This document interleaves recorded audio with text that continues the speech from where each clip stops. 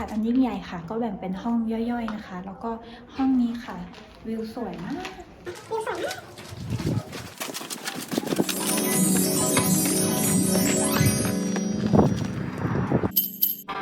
Welcome to Amazing Jordan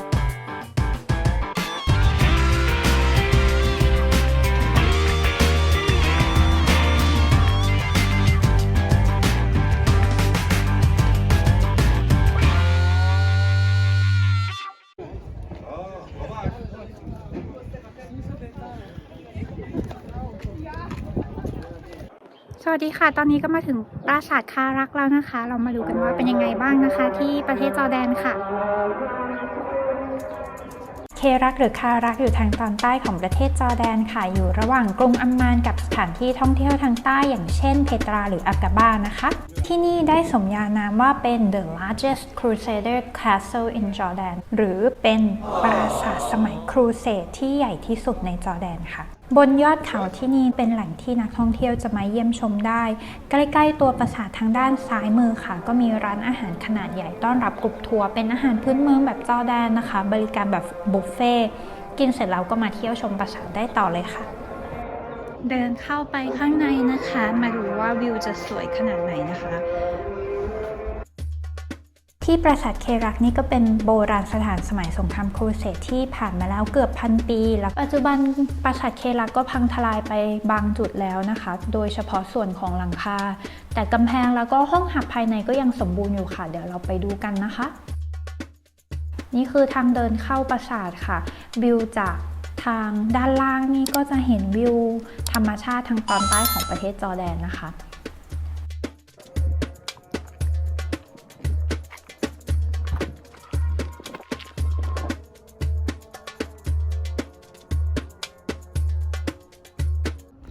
เรื่อยๆนี่ก็เริ่มเหนื่อยเหมือนกันนะคะเพราะว่าบนปราสาทก็อยู่บนหน้าผาสูงชันขนาดนี้เลย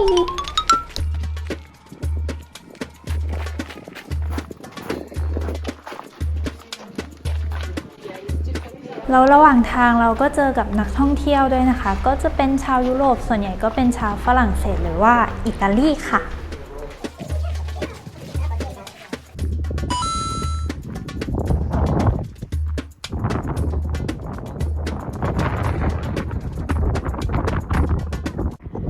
ขึ้นมาข้างบนนะคะ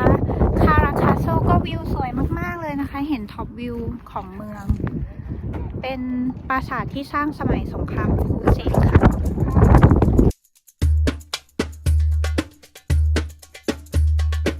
ประวัติของปราสาทเครักถูกสร้างโดยอัศวินสมัยสงครามครูเสดค่ะสายที่มาจากประเทศฝรั่งเศสนะคะตั้งแต่ปีค.ศ. 1142 ค่ะพอสร้างปราสาทเสร็จแล้วประมาณ40 ปีก็เกิดสงครามใหญ่โดยซาลัดดินนะคะกษัตริย์อิสลามบุกมาโจมตีปราสาทเครักค่ะสงครามก็ยืดเยื้อกันไปมานะคะจนในที่สุดซาลาดินก็ยึดครอบครองปราสาทแห่งนี้ได้ค่ะ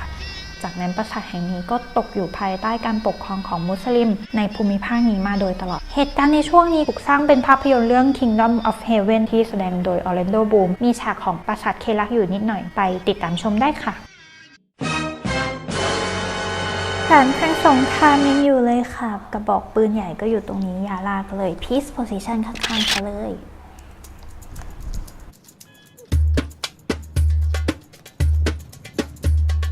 ค่ะบนนี้นะคะคาราคาเซลค่ะก็มีปราสาทสมัยครูเสดอยู่นะคะตั้งแต่ค.ศ. 1142 ค่ะแล้วก็มีช่องนี้ค่ะเป็นช่องลมที่เดินเข้ามาแล้วเราจะสัมผัสถึงความเย็นนะคะเย็นขนาดไหนมาดูกันค่ะแต่ก็อันตรายอยู่นะคะเพราะว่าถ้าลงไปข้างล่างนี่ก็คือเป็นภูเขาและถนนนะคะแต่ถ้าได้เข้ามาแล้วเนี่ยมันเย็นเหมือนกับอยู่ในห้องแอร์เลยค่ะช่องนี้เป็นปรัชญาของสมัยครูเสดเลยค่ะ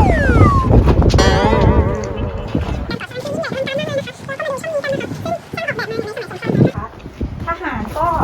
จะมาส่องยิงธนูฆ่าศึกในบริเวณนี้ค่ะ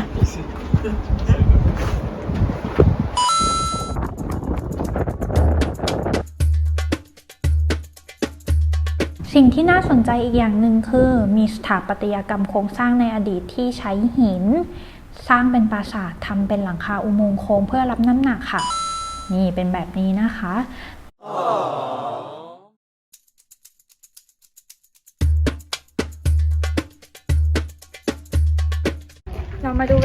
ป้อมปราการกันนะคะ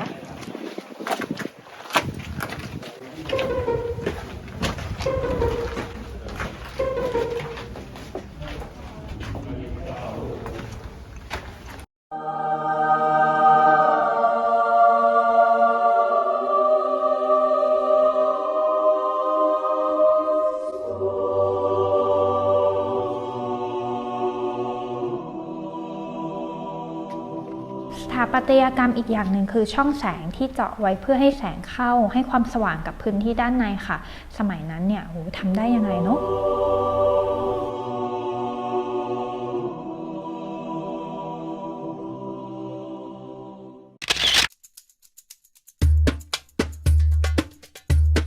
ลงมาข้างล่างแล้วค่ะแต่ก็แอบร้อนๆนิดนึงแต่มันก็มีแสงสว่างอยู่ที่ปลายอุโมงค์ให้เป็นความหวังของเรานะคะ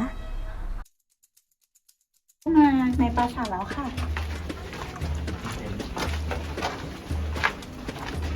จะมีช่องเล็กๆด้วยนะคะวิธีการสร้างปราสาทสมัยโบราณไม่น่าเชื่อว่าคน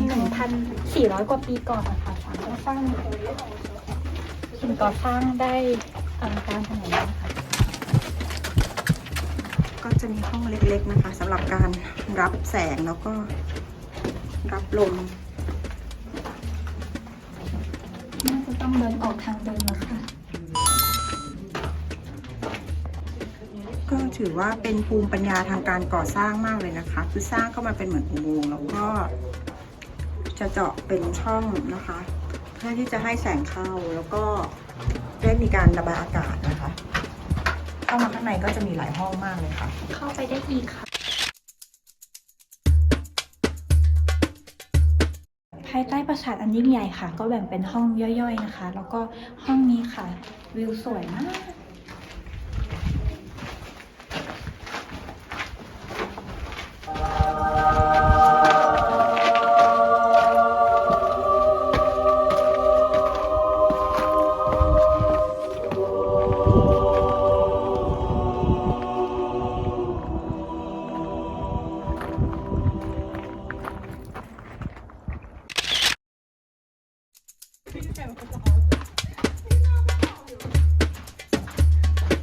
คือภายในปราสาทค่อนข้างมืดนะคะก็จะเจาะช่องแสงให้เป็นมีแสงลอดเข้ามาได้ค่ะก็น่าสนใจไปอีกแบบหนึ่ง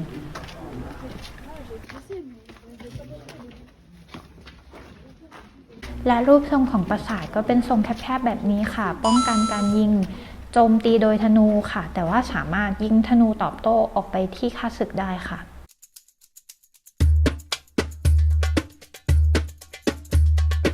โดยรวมแล้วอยากจะบอกว่าที่นี่ก็เป็นโบราณสถานสมัยสงครามครูเสดที่น่าสนใจนะคะถ้าใครได้แวะมาจอร์แดนก็อย่าลืมมาแวะชมที่นี่กันค่ะ Peace and Play วันนี้พี่ราวีพี่ฮาน่าและน้องยาราก็มาที่ปราสาทเครักคาสเซิลค่ะแม้จะเป็นปราสาทที่เคยมีสงครามในอดีตกว่าหลายร้อยปีนะคะแต่ตอนนี้ก็สงบแล้วค่ะบรรยากาศก็น่านั่งสมาธิ Peace Position ก็รู้สึกมีลมเย็นสบายนะคะแล้วก็สร้างสันติสุขภายในสู่สันติภาพภายนอกร่วมกันค่ะเพื่อนๆคนไหนคิดว่ายังไงกันบ้างอย่าลืมคอมเมนต์กดไลค์กดแชร์ Subscribe แล้วเจอกันใหม่ใน Amazing Jordan คลิปถัดไปค่ะ Let's discover Amazing Jordan together